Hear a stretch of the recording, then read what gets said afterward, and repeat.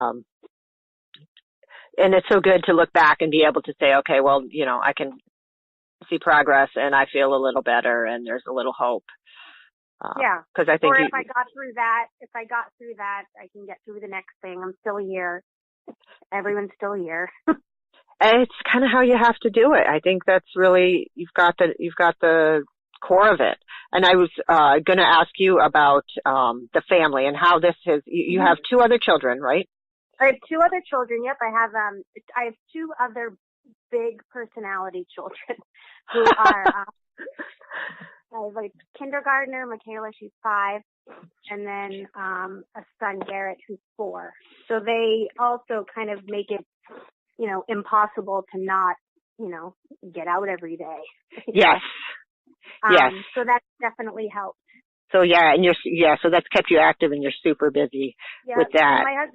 And my husband, Mike, is just, in this whole thing, I think we have been a very strong team where, there's a lot to do. There's a lot to do around here.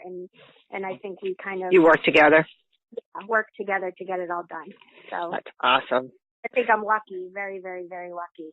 And I'm also very lucky that Cameron is as sweet a baby as she is, because I think about it and I think if she was fussy or if she didn't sleep or if she, she's this way now. So right. I appreciate that. Or she might not be this way forever, but if she wasn't the baby that she was, it might make this a lot harder for us. I was going to ask you, and you've just answered it, how Cameron's managed this, but her temperament is just oh my God, quite sweet. And yeah. She had her blood drawn yesterday and just like looking up, smiling at the phlebotomist. Are you kidding me? Yeah, has this little sweet little half smile where she's just, she's just pleasant, which is so awesome. Oh, I'm so happy to hear that. And she looks pleasant. She looks like she's just along for the ride. Yeah, and if I had to, it's like, even if she's having a seizure, we still have stuff to do. Yes. So she's having it. And there have been times where we've been out with friends and friends have been holding her and she's had them. And I'm also lucky to have incredible friends that aren't like, oh, I don't want to hold this baby, right. So right. Everyone kind of rolled with it. So you've got it sounds like a strong support system. And tell me a little bit about how TeamCamBam came together. Yeah, that was, we do. We both come from incredible families that just, when this happened, it was devastating. Yeah. I'm sorry. No. And the first thing, there's nothing anyone could do to help us. And so, except to, donate money or right. kind of volunteer for something. So, we found out in April that she had this, and there was a big conference in July, and we weren't ready for that. Right. I met Barbara at the conference. That was the first thing, May something. My aunt Barbara, who is just like, oh, I'm going to go to the conference. By herself, she just signed up, flew to Dallas. It's just, and brought us back so many helpful, papers. Oh, that's great. And nurse notes, and I wish we could have gone, but it just. Oh, that wouldn't have been good timing. Yeah. Yeah. Wait a few years, but so you're. Then the other thing. So I think what happened was,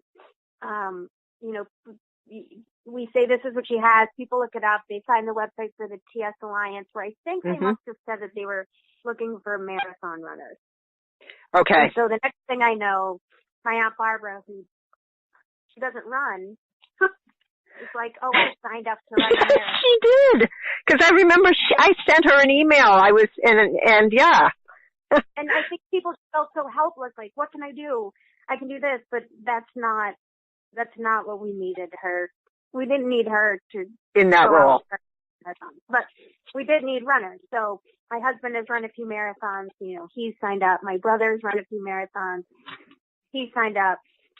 My sister, she's run a few marathons. She signed up. And then 2 of my cousins were like, we're going to do it too. one of Mike's friends said, oh, I'm doing a Chicago Marathon a few weeks before. I'll do it too. And then someone needed to take Barbara's number. So her daughter has three really great friends who one of them took Barbara's number, and then two other ones said, one was, I think, running the marathon anyway, and she said she'd convert to a charity runner. And then two others signed up to run too. So that's how we got our team. Wow. Yeah, and it was from being involved with the TS Alliance and our end of it. It was like these people kept pouring in that we were like, oh, wow, this is wonderful. And, then finding out that you were all part of the same family and supporting, the same kid, and just such a strong showing, and just really moving. So I don't know. I think that living in Boston and having a marathon like the Boston Marathon every year, and you see people running it, and you think, oh, if that person can do it, I can do it. So many people around here run the marathon. I've done it. I'm like not a runner, and I've run the Boston Marathon. Have you? So I think that's another reason why people did it so readily. One way it was a tangible way to help us, but in another it was so many people run the marathon that there's so much exposure to positive running exposure in this area. I agree. And so I think places that have big marathons, I don't know if the people from there, it would be hard, I think, if you're from a place that doesn't have a lot of exposure to a marathon to think, oh, I could do that. Yes. And, it was funny trying to get people to run it besides your family, because it's a big stretch to ask somebody to run a marathon if they're not familiar with Here we like 30,000 people a year, and most of them don't look like marathon runners, Right. So, it's beautiful. I know.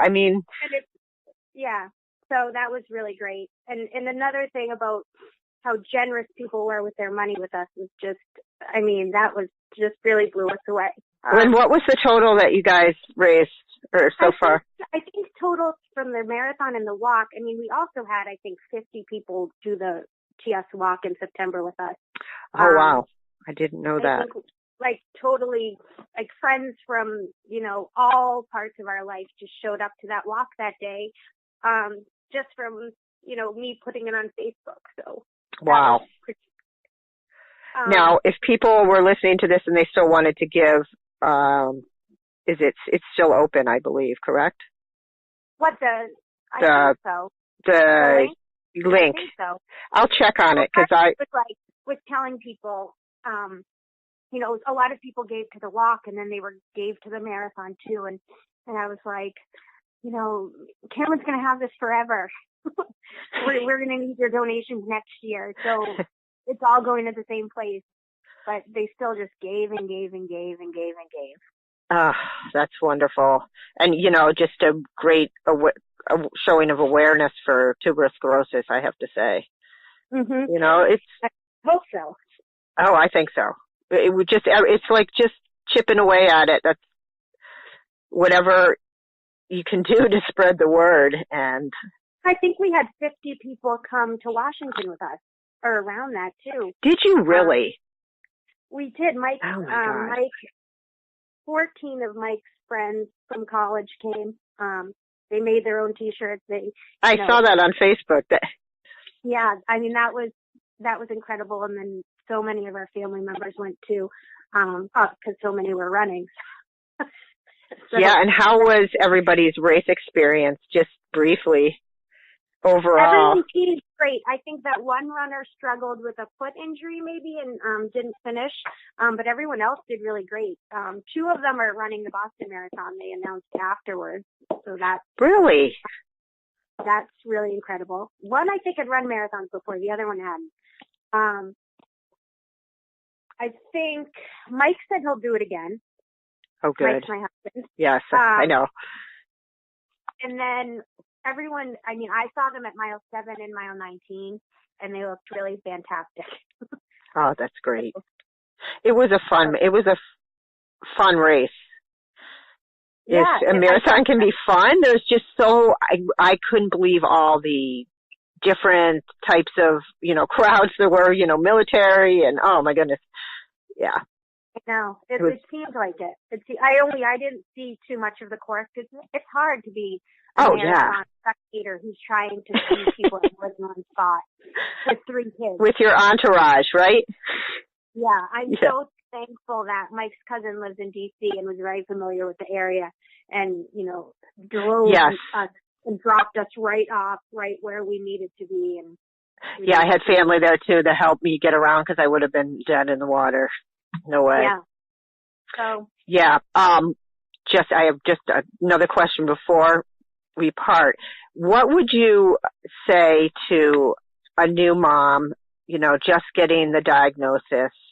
I mean, do you have any, or what would what has worked for you at the clinic? Mm-hmm. Some positive, experiences or some words of wisdom, I guess, if you can. Well, I feel a little bit silly giving words of wisdom when I'm myself just so fresh into this. But everyone told me then, enjoy your baby because, she was 8 weeks old and she wasn't any different than any other 8-week-old in what they were supposed to be doing. She was doing everything she was supposed to be doing. And I kind of spent, a few months just kind of thinking about her 5 years from now and not looking at her, for that minute. Mm-hmm. And I wish I could get that back. Well, you know what? That's wonderful advice, and I can tell you, I wish I could get back a lot of moments. I think that's perfect because you gotta live them. You gotta live them. So right now, she's doing so much more right now than I. Not expected, but my expectations for her have, they kind of, you realize, like, for my other kids, I think about, what college they'll go to or this and that. And for her, I'm just like, I just want you to be in the class. Like, I want her to walk. I want her to go. She will. She will. Right now she is so mentally very with it, Yes. She struggles, but she's there. She's there. She's just well. She seems like she's there, and I'm no expert, but she seems very aware. So, the way Dr. Teal said it to me was like, we're going to do everything we can to minimize the impact that this has on her life and your life. And the treatments that they have are so much better than when my kids were coming along at that point. Just better medications, just the way things are handled overall, the things that are escalated to, emergency status. And so really you're in the right spot. Dr. Teal's phenomenal. Well, somebody told me another mother, when I was, kind of a little hesitant one day to bring her to the emergency room when she was, the seizure had kind of escalated, and somebody told me with an older child, I wish I'd spent more time. If I'd known, I wish I'd spent more time in the emergency room, And so I'm kind of taking that too as, if my gut's telling me, then I'm going to take her. There's not going to be too many times I can take her. You're right. I can relate to that. I always would have erred on the side of caution. Yeah. That's what I'm going to do. I need eyes on her. Yes, I agree. And I think that's really good advice as well.